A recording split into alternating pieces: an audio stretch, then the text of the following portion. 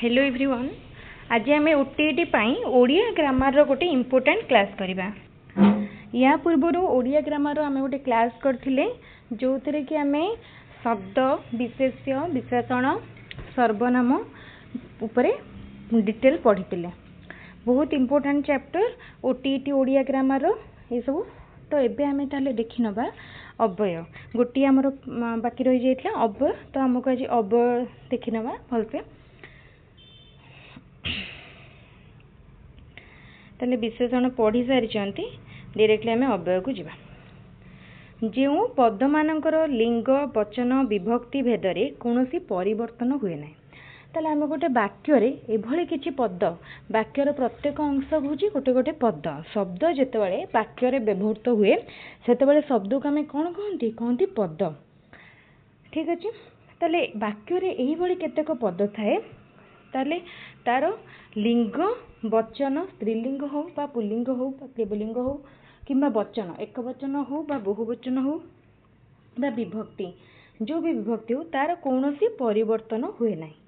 से ही पद गुड़ी को आम कौन कहबा अव्यय पद। ठीक अच्छे। जार अर्थरे कौन सी परिवर्तन हुए ना अव्यय। ठीक अच्छे।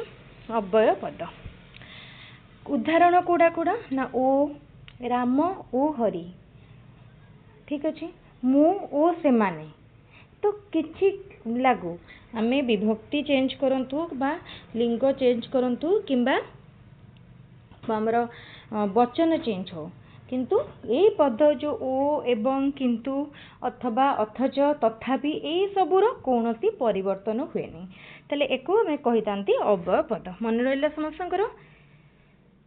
देख आम देखा किपरि भाव लिंग परिवर्तन होइछि। बालक अच्छी लिंग परिवर्तन कले बालिका तो बालिका हो कि बालक हो तो आमर अव्यय पद समान। से भाव में वचन परिवर्तन कराहब जदि बालक बालक माने बहुवचन रे गला बालक माने। तापरे विभक्ति परिवर्तन बालक बालक को बालक रे ए सब हेले विभक्तिर परिवर्तन हैला।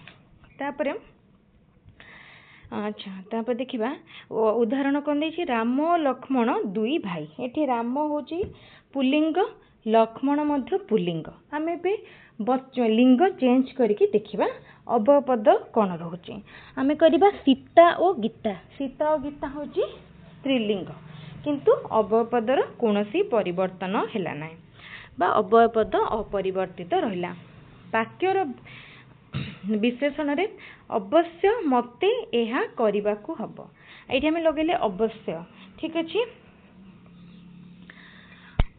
अति शीघ्र ठीक अवश्य विभिन्न प्रकार विशेषण रूपे व्यवहृत हुए किंतु एगुड़ी को अव्यय पद। ताले एठी जो हम अवश्य यूज कले सेटा होची गोटे विशेषण पद। एबे हम देखिबा अव्ययर श्रेणी विभाग। अव्यय को केते भाग रे विभक्त करा जायछि। पदान्वयी अव्यय बिना प्रति अपेक्षा सहित प्रवृत्ति केतेक अव्यय पद रही सेगुड़िक जोगरे कौन हुए विभक्ति पद विभक्ति युक्त हुए। वाक्य को विभक्ति युक्त करने आम को अव्यय यूज करती पदान्वयी अव्यय बिना प्रति अपेक्षा सहित प्रवृत्ति ये सब अव्यय पद। से ही विभक्ति युक्त पद गुड़िक सहित अव्यय पदर अद्वय हुए अन्वय हुए। ठीक अच्छे। तो एबे से भाई भाव में देखा नेक्स्ट रहिला विद्या बिना जीवन वृथा। विद्या बिना माने कौन विद्या रो बिना। ठीक अच्छे। विद्या रो बिना ताले एटी विद्या बिना करदेले एटा मध्य विभक्ति युक्त होउची। आमे बिना लगे देले एटा मध्य विभक्ति युक्त हला।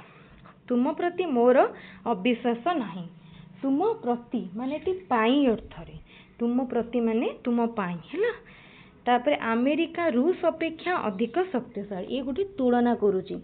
अमेरिका और रूस मध्य रे तुलना कला माने अपेक्षा बुझेदेला तुलना हैला। तापर देख धन उपार्जन निमित्त तार जीवन गला माने धन उपार्जन निमित्त माने पाई बा निमित्त अर्थ धन उपार्जन करिया पाई ता जीवन गला। एटा जो आम पढ़ुंट पूरा नोट फॉर्मेट रे आम पढ़ुंट तेणु समस्त को मन रखापी बुझापी सहज हम और जो मैंने चाहूँगी स्क्रीनशॉट नहीं बुझीपारे अदरवाइज तार पीडीएफ टी आज सेयार हो सरीगला ही मु तार पीडीएफ टी को ग्रुप रे शेयर करने भी टेलीग्राम चैनल ने जो मैंने चाहूच टेलीग्राम रु स्क्रीनशॉट नहीं रखिपर तापरे थर को थर पड़ी तले चालई अभ्यासर बड़े थर को थर माने थर थर दुईटी शब्द को एकाथरे व्यवहार करा जायछि। तापरे परिमाण सूचक अव्यय सॉरी इथे हम गोटे छाड़ देले फास्ट पदान्वयी अव्यय आसिला तापर देख संयोजक अव्यय वियोजक अव्यय परिमाण सूचक अव्यय माने परिमाण एते सेते जेते एपरी सेपरी परिमाण को बुझाउछि परिमाण सूचक अव्यय तापरे कालबोधक अव्यय माने समय को सूचौथिबा सर्वदा सबु बेले एही क्षणी संप्रति आजिकाली एबे अधुना एटा सब कालबोधक अव्यय संभावना सूचक जदि जेबे यद्यपि काले काले एटा तापरे निषेधार्थक माने गोटे नेगेटिव अर्थ रे ठीक अच्छे निषेधार्थक बारण बा निषेध करुथुबो तापरे विकल्पार्थक अव्यय विकल्पार्थक माने तार गोटे अल्टरनेट अर्थ कौन जो अव्यय पद द्वारा विकल्प सूचित हुए ताको बा राम बा हरि राम जीव नले हरि माने रामर अल्टरनेट रे हरि सम्मति सूचक सम्मति सूचक माने सम्मति को सूचौथिबो हाँ आज्ञा अवधान एड़ा सब तापरे क्रमबोधक अव्यय जो अव्यय पद द्वारा क्रमबोध सूचित हुए ताकू क्रमबोधक अव्यय कहती क्रमबोध उदाहरण यथाक्रमे धीरे धीरे क्रमे क्रमे शनै शनि तापरे निश्चय बोधक अव्यय निश्चय बुझाइबा पई व्यवहृत अव्यय को निश्चित बुझिउथबो जो वाक्य रु ताको निश्चय बोधक अव्यय तापरे ध्वन्यानुकारी ध्वनि ध्वनि रहिछि ध्वन्यानुकारी ध्वनि को अनुकरण करुथबा अव्यय को ठन ठन टक टक टिक टिक घंटा चले केवल टिक टिक मट मट उड़ उड़ भूस भूस भूस भूस ही पानी बाहरी गला ठो ठो सु सु भो भो सु सु पवन बहुची एभली तापरे भाववाचक अव्यय जो अव्यय द्वारा हर्ष विषाद घृणा आदि भाव को बुझे हुए ताकू आ छी छी छी ओ बा साबास एड़ा सब संबंधन सूचक अव्यय जो आह आहे गो हे लो ये सब संबंधन सूचक प्रश्नवाचक प्रश्न कला बेले लगुथबो हमको कौन कि परा टिकेडा तारे पद प्रकार मूलक अव्यय पाठ साठ साठर अर्थ किछि नाही पाठ सहित जोड़ा पदटी पाठ साठ जमी फमी आम सेमती कहती जमी फमी तापरे अनुभूति सूचक अव्यय गल गल खल खल सल सल कुतु कुतु कल बल छटपट बल बल तापरे आलंकारिक अव्यय अलंकार युक्त होइतिबो गलिनी तो गला गलानी तो गला कथारे संगात गलानी तो गला कथा एटी तटा गोटे अलंकार आलंकारिक युक्त करुचे